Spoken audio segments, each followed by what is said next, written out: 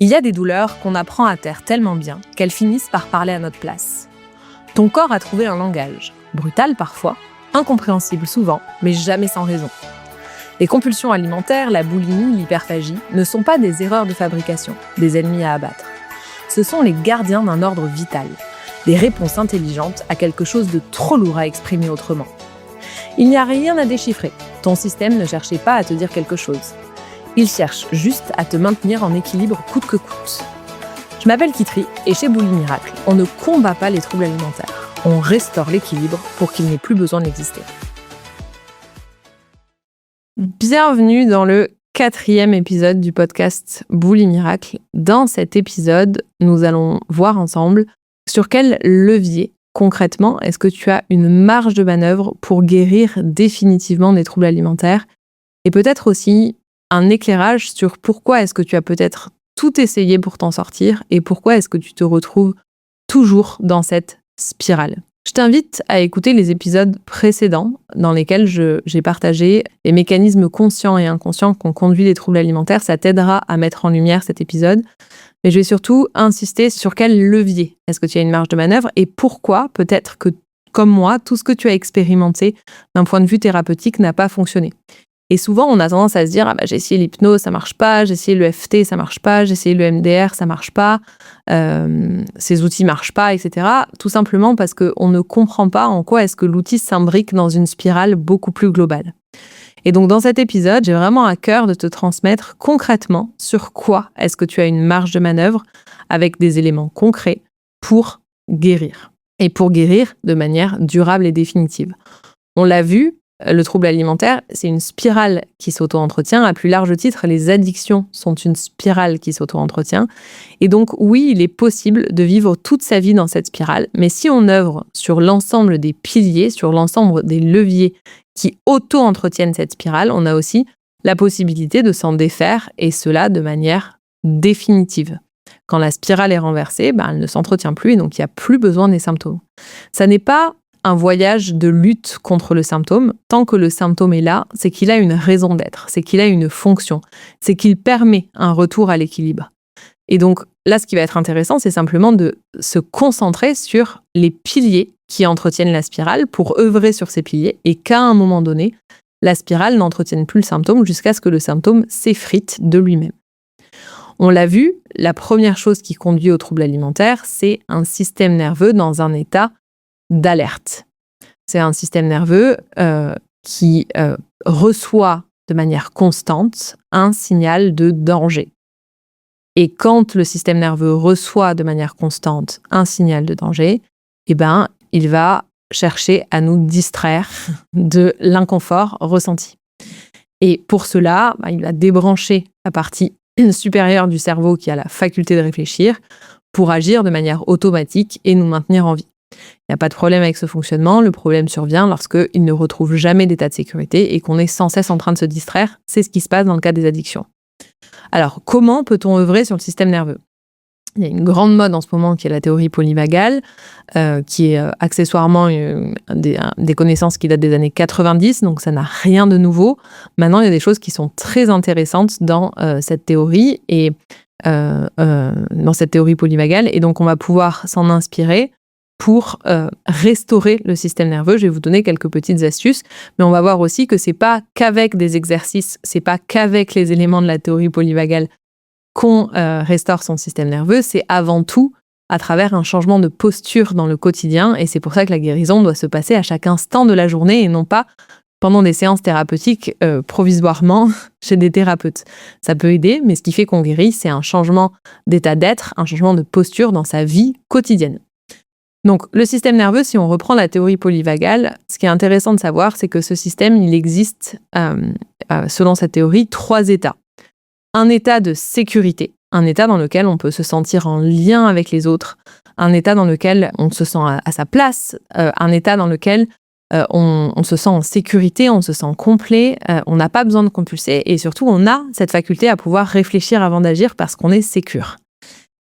Ça, c'est le premier état, c'est un état de sécurité. Le deuxième état, c'est un état de danger et il existe 2 sous-états. Il existe le système nerveux sympathique qui va être chargé de la mobilisation, donc de la fuite ou du combat. Ça, c'est à chaque fois que mon système nerveux va percevoir un danger sur lequel j'ai une marge de manœuvre. Donc quand j'ai une marge de manœuvre sur un danger, mon système nerveux s'active, ou bien j'ai la faculté de combattre, ou bien j'ai la faculté de fuir. Le troisième état, c'est un autre état de danger, c'est un autre état d'alerte. Simplement, dans cet état-là, mon système nerveux ne reçoit plus l'information qu'il a une marge de manœuvre. Donc, c'est dans un état où il y a une perception de danger, où je perçois ne pas avoir la main sur le danger. Dans ce cas-là, je vais me dissocier. Je vais être dans un état de freeze et je suis absente, je suis dissociée, je suis distrait. Donc, ce système nerveux, il coexiste dans 3 états. Et nous, ce qu'on veut pour guérir, c'est pouvoir retrouver un état de sécurité. C'est pouvoir retrouver un état de complétude. Et pour retrouver cet état de complétude, je vais avoir besoin à la fois que mon système nerveux ne reçoive plus d'informations de danger, mais qu'il ait en plus une belle robustesse qui puisse revenir à cet état de sécurité. Donc, je vais pouvoir user de différents exercices, de différentes choses pour travailler, entre guillemets, ma résilience, ma robustesse pour redevenir sécure. Parallèlement, travailler sur tout ce qui maintient l'état d'alerte. La première chose, c'est tout ce qui va être hygiène de vie. C'est-à-dire que, on l'a vu, les compulsions alimentaires entretiennent le trouble alimentaire, entretiennent l'état d'alerte, mais il y a aussi d'autres facteurs. Par exemple, le sommeil, le fait de se coucher à heure fixe, le fait de se coucher avant minuit, le fait de pas être trop sur les écrans avant de dormir. Il y a plein de choses que l'on peut mettre en place d'un point de vue écosystème et hygiène de vie pour apaiser mon système nerveux. Le café, tous les excitants. À chaque fois que je prends un café, je rajoute une dose de stress à un corps qui est déjà dans un état de stress chronique et qui n'arrive pas à retrouver sa sécurité. Donc l'idée ici, c'est vraiment d'éteindre le feu, en fait. C'est d'éteindre le feu, c'est en tout cas d'arrêter de l'alimenter, d'arrêter de mettre des bûches dans la cheminée. Et parmi les bûches, il y a en effet tous les excitants. Il y a tout cet écosystème d'hygiène de vie. Il y a aussi la glycémie. Comment est-ce que je peux restaurer ma glycémie, etc. Tous les exercices de respiration, puisqu'on a vu, le système nerveux reçoit des informations en provenance de mon corps et donc de ma respiration. Si je respire sans cesse de manière thoracique en rentrant le ventre, ce qui est beaucoup le cas dans le cas des TCA, je rentre mon ventre pour surtout être svelte, mais donc du coup je vais respirer de manière thoracique, je vais respirer avec ma poitrine. Et ça, dans la nature, quand on respire avec sa poitrine, souvent c'est qu'on est en train de mobiliser ses ressources pour fuir. C'est qu'on est en train de courir, par exemple. Quand on court, on respire rarement de manière ample. Et donc, c'est pour le corps un signe de danger. Donc, en étant à l'écoute de ma respiration, en étant à l'écoute des amplitudes respiratoires, en étant à l'écoute de ma posture corporelle, quand j'ai les épaules rentrées comme ça, je suis en posture défensive. Lorsque je suis détendue dans mon corps, j'envoie l'information à mon système nerveux que je suis en sécurité. Et il y a tout un tas d'exercices, notamment que met en lumière la théorie polyvagale, qui aident à restaurer son système nerveux, notamment des exercices qui font appel aux muscles du visage, aux nerfs faciaux, aux muscles des yeux, et qui vont venir aider à travailler cette robustesse du nerf vague qui va nous permettre de travailler cette sécurité. Et ça, c'est le premier pilier sur lequel on a une marge de manœuvre qui va se faire à travers une compréhension du fonctionnement de l'humain, mais aussi à travers des exercices qui peuvent être adaptés à l'état dans lequel on est. En fonction de mon état dominant, je ne vais pas adapter les mêmes exercices. Et c'est pour ça que c'est important d'avoir des connaissances sur ce sujet-là, parce qu'on voit passer de tout sur les réseaux sociaux. Et par exemple, non prendre des bains glacés si tu es addict et dans un état de stress chronique, c'est peut-être pas la meilleure idée parce que ça va rajouter une dose de stress à un corps qui ne sait pas retrouver son état d'équilibre. Alors même que les bains glacés placés dans un autre contexte vont pouvoir booster ta robustesse, booster ta résilience, booster ta faculté à retrouver l'équilibre. Donc tout est une question aussi de contexte et donc c'est très important d'apprendre à reconnaître dans quel état est-ce que toi tu te trouves. Les crises de boulimie, elles surviennent dans un état d'alerte. Pour certaines personnes, elles vont permettre d'éteindre le feu quand je suis en sympathique. Donc elles vont permettre de retrouver cet état de sécurité et d'ailleurs à très court terme, on a vu à moyen terme que c'était catastrophique pour l'état d'alerte, mais à très court terme, c'est intéressant de voir que quand je me gave, quand j'ingurgite une immense quantité de nourriture en peu de temps, je vais venir appuyer sur la branche ventrale de mon nerf vague qui va me permettre de trouver un état de sécurité. Et donc, le fait de se blinder le ventre avec des aliments, ça permet de retrouver cet état de sécurité. Aussi, quand je vais vomir, le réflexe vomitif va venir tirer sur la branche ventrale du nerf vague et me permettre de retrouver cet état de sécurité. Donc, le mécanisme même de la compulsion a un sens. C'est quelque chose qu'on a, c'est d'ailleurs pour ça que, c'est quelque chose qu'on a trouvé de manière peut-être un peu instinctive, mais ça a un sens et c'est d'ailleurs pour ça que les personnes qui font de la boulimie vomitive vont dire j'ai l'impression que ça me permet de faire un reset, que ça me permet de retrouver une forme d'interaction sociale ensuite. Ça me permet de poursuivre ce que j'étais en train de faire en étant focus, en étant concentré. Parce qu'à très court terme, ça permet, en appuyant justement avec ce réflexe vomitif ou en gonflant son ventre avec la crise, ça permet de retrouver cet état de sécurité. Et donc ça, c'est aussi intéressant de voir que dans le comportement addictif de la compulsion, il y a un sens, il y a un profond sens au sens système nerveux et sécurité. Même si à terme et très rapidement, l'état d'alerte va être encore plus grand et va nous pousser à fuir.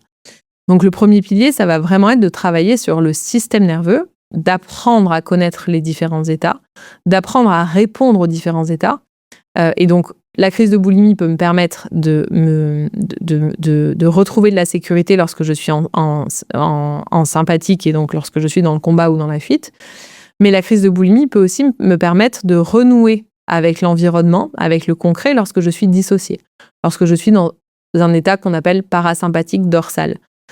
Quand je suis dissociée, quand je suis coupée du monde, tant le danger perçu est grand, le fait de manger me permet de retrouver un contact aussi avec la réalité, me permet de retrouver un contact avec les ressentis, aussi douloureux puissent-ils être à la suite d'une crise. Ça va me permettre de retrouver une appréhension de l'environnement. La crise de boulimie, elle peut subvenir vraiment dans les deux états d'alerte. Le deuxième pilier sur lequel on va avoir une marge de manœuvre, ça va être, on l'a vu, tout ce qui est posture physique, mais aussi biologie corporelle. Quand on souffre de troubles alimentaires, que ce soit de la boulimie ou de l'hyperphagie, il y a tout un tas de modifications biologiques qui ont lieu. Dans la boulimie, par exemple, on va avoir très souvent une hypochloridie, donc un estomac qui sécrète plus suffisamment d'acide gastrique. C'est d'ailleurs pour ça qu'il y a beaucoup de reflux, il y a beaucoup de remontées acides.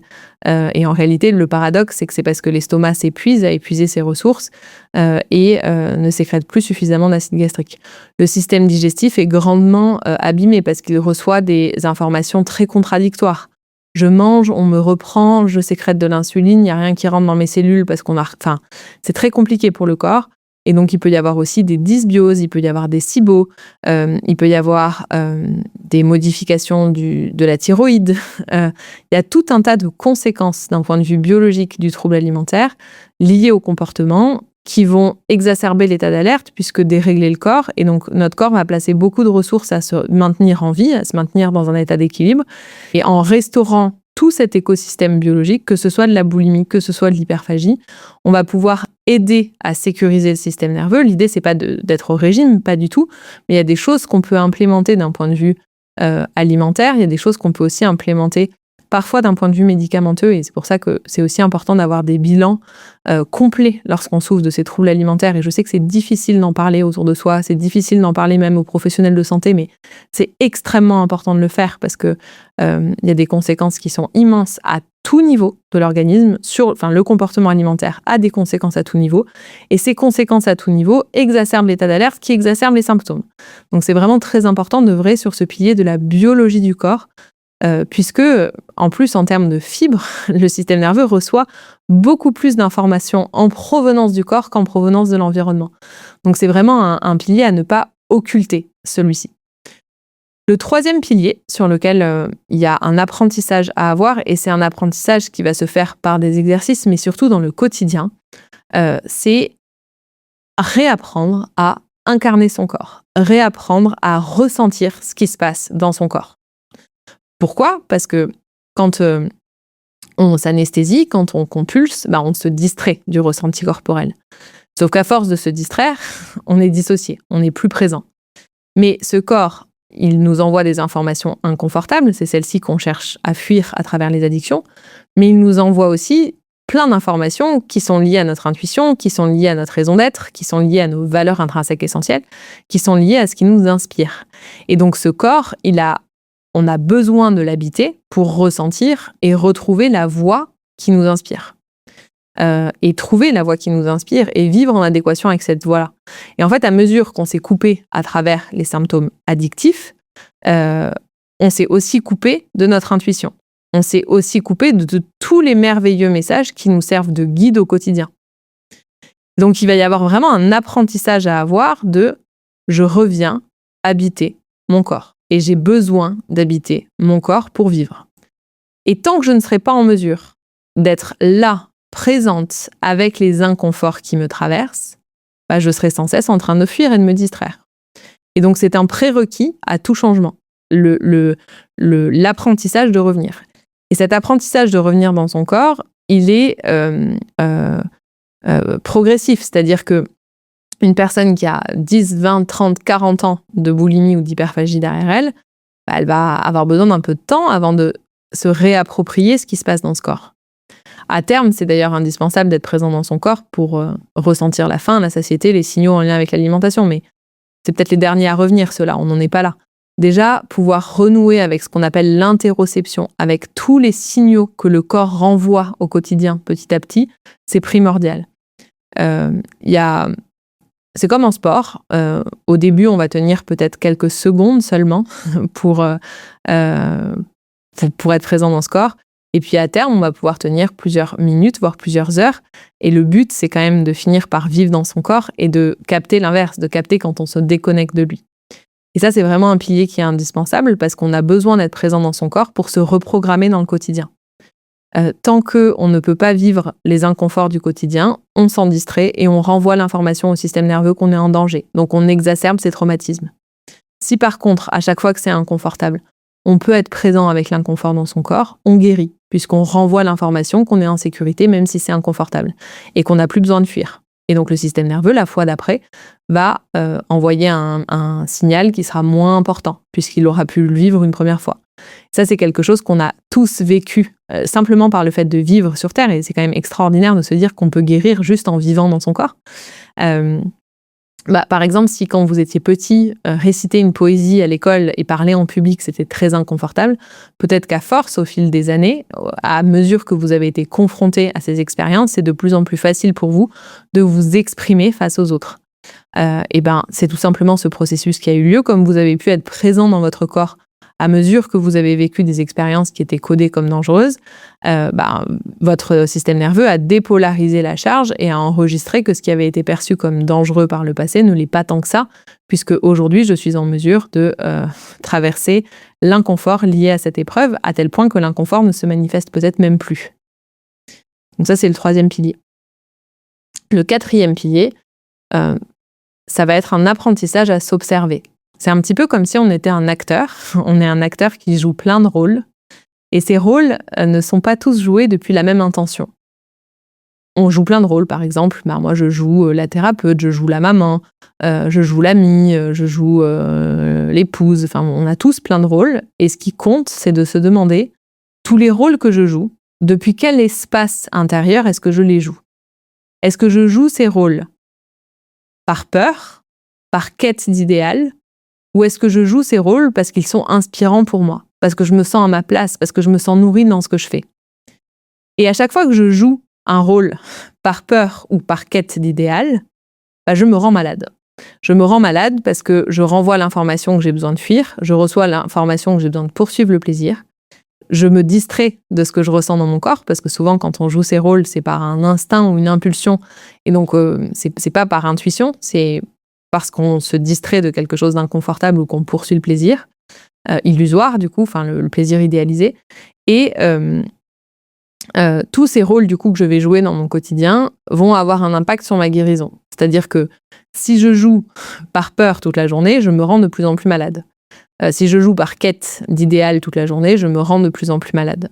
Et je renvoie l'information à chaque fois à mon système nerveux que je suis polarisée, qu'il y a vraiment des choses dangereuses, que je gagne à adopter une direction et pas une autre. et je me rends de plus en plus malade. Et donc, il y a un vrai travail à faire sur toutes les stratégies de fuite pour gagner en sécurité, pas que sur l'alimentation. Et du coup, c'est très réducteur de croire qu'on peut guérir d'un trouble alimentaire juste en se focalisant sur la partie alimentaire. Oui, mais en fait, la stratégie d'éviction, elle va juste changer de forme. Il y a plein de programmes, il y a plein d'accompagnements qui vont se baser sur la restriction physique, la restriction cognitive pour éradiquer les crises. Et bien sûr que ça va fonctionner, parce que pour qu'il y ait une crise, la recette magique, c'est système nerveux en alerte plus charge autour de l'alimentation. Donc si on enlève la partie charge autour de l'alimentation, il n'y aura plus besoin de la crise. Maintenant, la limite de ça, c'est que la personne va quand même continuer à se distraire, va quand même continuer à fuir par d'autres stratégies. Et le but quand même, c'est peut-être de retrouver une forme de sécurité, de ressources pour traverser l'inconfort. Je ne crois pas qu'il y ait un jour dans la vie où on ne soit plus activé par rien, où on soit des Bouddhas en puissance. Je pense que ça n'arrivera pas. Par contre, il y a un moment dans la vie où on a les ressources, la sécurité nécessaire pour traverser l'inconfort. Et ces ressources et cette sécurité nécessaire pour traverser l'inconfort, le prérequis, ça va être de cesser de jouer tous ces rôles. De cesser de jouer tous ces rôles par peur. On continuera à jouer des rôles, mais le moins possible par peur. Le moins possible par quête. Ou en tout cas, déjà, avoir conscience que l'on joue par peur. Avoir conscience que l'on joue par quête. Ça change tout. Ça n'a plus du tout la même saveur. C'est vraiment moi ce que j'ai vécu à mon retour de Mongolie. Je continuais à jouer, mais j'avais conscience que je jouais. Et du coup, c'est plus du tout le même espace. Ça a plus du tout la même intensité. Donc, 4e pilier, ça va être un travail de chaque instant pour justement identifier depuis quel espace est-ce que je joue, quel espace en moi impulse mes choix, impulse ma direction. Le dernier pilier, ça va être un travail sur la racine, le traumatisme, la charge elle-même qui conditionne tous ces comportements. Et je vais pouvoir me servir de ma conscience, l'observation que je vais avoir de moi-même dans les rôles que je joue par peur, pour identifier la charge. Qu'est-ce que j'ai codé comme étant plus positif que négatif ? Qu'est-ce que j'ai codé comme étant plus négatif que positif ? Et comment est-ce que je peux dissoudre ce trauma ? Une fois que je l'ai identifié, je vais pouvoir le dissoudre. Dissoudre un traumatisme, c'est pas comprendre le sens. C'est pas identifier la racine dans son histoire. C'est pas analyser. On sait qu'un traumatisme est réintégré lorsque pour rien au monde, on voudrait que notre histoire soit différente.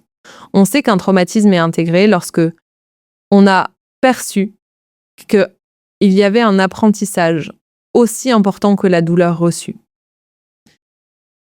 Jusqu'à ne plus vouloir que l'expérience n'ait pas eu lieu. Parce que tant qu'on reste averse à certaines expériences, on n'est pas libre au quotidien.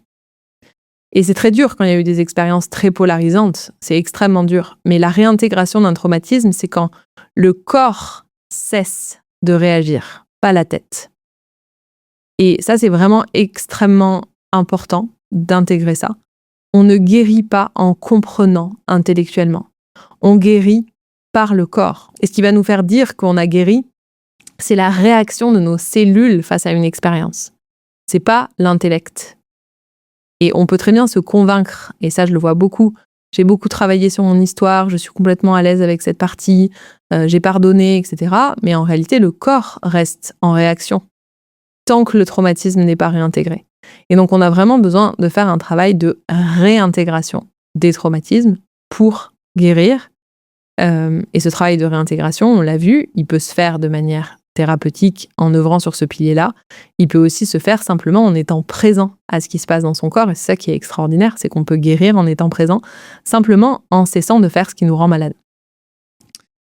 Donc vous allez me dire, c'est bien beau tout ça, mais moi, j'ai déjà fait 10 ans de psychothérapie, j'ai fait de l'EMDR, j'ai fait de l'EFT, j'ai fait de l'hypnose, j'ai fait de la nutrition, j'ai fait de l'alimentation intuitive, j'ai fait... voilà, et j'en suis toujours au même point, et j'ai l'impression quand même que dans les piliers que tu me donnes, il y a des choses que j'ai déjà travaillées et que ça n'est pas suffisant. Et ça, c'est un point important, et donc je vais essayer d'être le plus clair possible. Je ne blâme aucune approche, je suis formée à la plupart des approches que je vais citer. Je veux juste vous montrer les limites d'une approche prise de manière séparée du reste. Et parce que je crois que le fond du problème, c'est absolument pas les approches thérapeutiques qui ont toute une richesse immense, qui viennent toutes apporter un maillon extraordinaire à la compréhension de l'humain. Je crois simplement que la difficulté, c'est quand on donne son pouvoir aux approches et qu'on se raconte que la guérison viendra de l'approche. Et deuxième difficulté, c'est que je crois que lorsqu'on prend une approche en la séparant des autres leviers de l'écosystème, forcément, la spirale se reconstitue naturellement. Toutes les personnes qui ont fait beaucoup de psychothérapie, c'est très bien la psychothérapie, ça permet de venir déposer tout un tas de choses. Mais parfois, si vous souffrez de troubles alimentaires, peut-être que vous êtes des personnes qui sont très cognitives, vous avez une faculté d'analyse extrêmement développée au détriment des ressentis corporels. Et donc, on peut aussi, ça a été mon cas, se raconter les histoires qui nous rendent malades. Quand je dis se raconter les histoires qui nous rendent malades, c'est se raconter des histoires qui nous soulagent. En essayant de chercher une cause extérieure à notre malheur. Moi, c'est ce que j'ai fait. Et ça ne vient pas de la psychothérapie, ça vient de l'espace intérieur depuis lequel on fait ces démarches. Donc, on va chercher à analyser, à trouver, à identifier une racine, sauf qu'on est dans notre tête, on n'est pas dans notre corps. C'est pas parce qu'on comprend qu'on va venir réintégrer le trauma. Et ça, c'est important aussi, parce que parfois, on se raconte, j'ai compris, j'ai identifié, je sais pourquoi, mais ça change rien. Oui, parce que ça passe pas par l'analyse mentale. Et d'ailleurs, dans le cadre des addictions, on voit bien que le cerveau est débranché. La partie cognitive, la partie intellectuelle, on sait que faire une crise, ça va pas forcément résoudre le problème. Pourtant, on le fait quand même. Donc, c'est pas à travers la partie intellectuelle qu'on va pouvoir guérir. Et ça peut être, je pense, un immense frein. Donc, si vous faites une psychothérapie, le problème, c'est pas la psychothérapie, mais demandez-vous depuis quel espace est-ce que vous le faites. Est-ce que vous le faites pour identifier un coupable? Est-ce que vous le faites pour trouver une cause? Et est-ce que vous le faites en étant dans votre corps? Et ça, c'est important. Le modérateur que je vois souvent aussi, c'est je comprends pas, j'ai fait un gros travail sur mes traumas à travers le MDR, à travers d'autres approches sur les traumas, mais mon corps continue à réagir. Et donc ça, moi, l'interprétation que je peux en faire, parce que j'ai été dans ce cas-là. D'ailleurs, je me suis formée à beaucoup d'approches sur les traumas. Mais en fait, je me formais, je partais faire ces thérapies-là. Mais en parallèle, dans ma vie, je continuais à me distraire de mes ressentis corporels. Je continuais à jouer des rôles par peur. Et j'étais absolument pas présente et consciente à ce qui se passait dans mon quotidien. Et du coup, j'avais beau travailler un trauma en séance, puisque tout le reste de ma vie continuait à entretenir la boucle traumatique. D'un côté, je dépolarisais en séance, mais je repolarisais dans mon comportement. Et ça, c'est vraiment comme si c'était le tir à la corde, quoi. On va faire des choses en séance pour dépolariser un événement, mais dans son quotidien, on n'a pas conscience de l'impact de notre pouvoir, en fait, sur notre reprogrammation. Et donc, on va continuer à céder à nos instincts, à céder à nos impulsions, à fuir la présence au corps. Et donc, il y en a un qui tire à gauche pendant que l'autre tire à droite, et donc on fait du surplace. Ce que je vois beaucoup aussi, c'est en ce moment, pas mal, depuis quelques années, j'ai compris que la guérison devait passer par le corps, donc je fais beaucoup de yoga, je fais beaucoup de méditation pour revenir dans le corps, et c'est très bien. Et c'est des outils qui sont absolument formidables. Mais n'oublions pas quand même que la présence à son corps, elle doit être dans le quotidien, dans sa vie. Et c'est pas parce qu'on a la caution cours de yoga que tout le reste de sa journée, on va pouvoir être présent dans son corps. Et ça demande vraiment un effort. Au début, on aura toujours mieux à faire que de se distraire, mais de pouvoir revenir dans son corps, revenir dans ses ressentis. Et c'est quelque chose qui se fait à chaque instant de la journée, pas que pendant les séances. J'ai vu des nutritionnistes spécialisés dans les troubles alimentaires et je n'arrive pas à suivre ce qu'on me dit. Oui, parce que parfois, restaurer la biologie par l'alimentation, c'est pas le premier pilier sur lequel on va pouvoir œuvrer, parce que parfois, il y a trop de charges traumatiques pour pouvoir s'autoriser à remanger.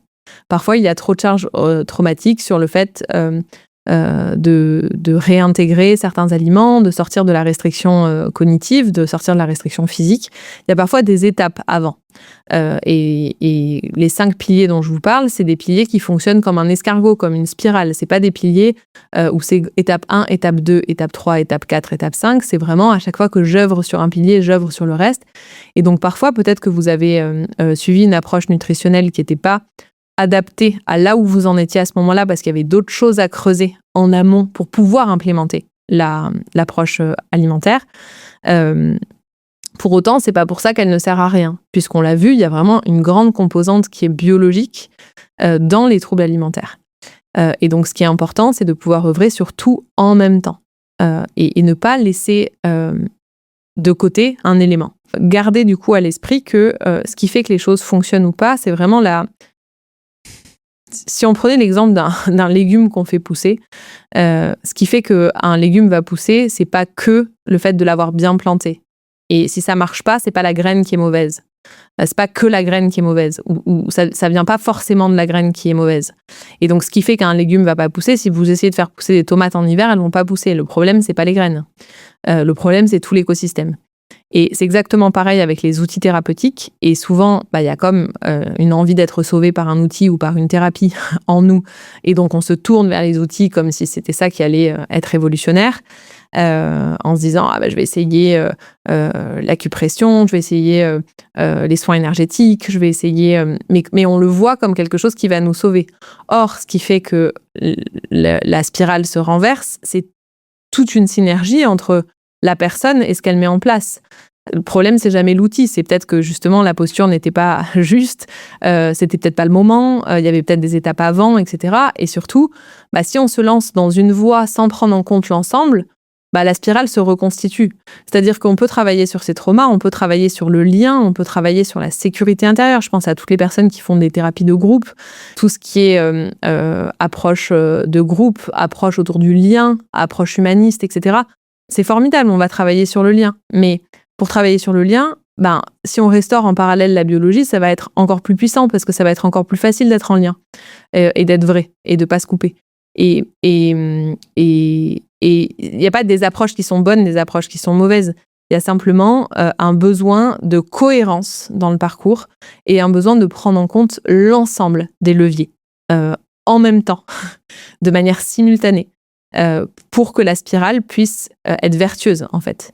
Parce que je peux travailler sur le lien, je peux travailler sur mon authenticité, je peux travailler sur mon histoire, je peux travailler sur mes traumas, je peux travailler sur la biologie de mon corps, je peux travailler sur la présence à moi-même. Je peux faire plein de choses, mais si je les fais de manière déconnectée les unes des autres, le reste continue à se recréer. Et donc, encore une fois, je voudrais pas que mon message soit interprété de cette manière-là. Toutes les approches sont formidables, mais par contre, elles s'imbriquent dans un écosystème global et complet autour de la personne. Et ça, c'est important. J'espère que cet épisode te permettra de mettre en lumière peut-être ce qui se joue pour toi si ça fait des années que tu œuvres.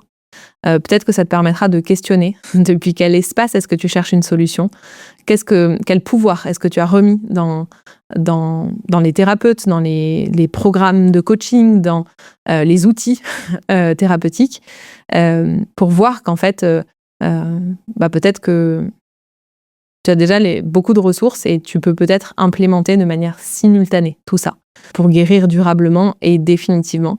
Et je t'assure que c'est possible. Il y a des centaines d'exemples de personnes qui n'ont plus besoin de leurs symptômes, non pas parce qu'elles ont lutté contre le symptôme, non pas parce qu'elles ont cherché à l'éradiquer, mais parce qu'elles ont restauré l'écosystème dans lequel elles habitent et les symptômes se sont effrités d'eux-mêmes.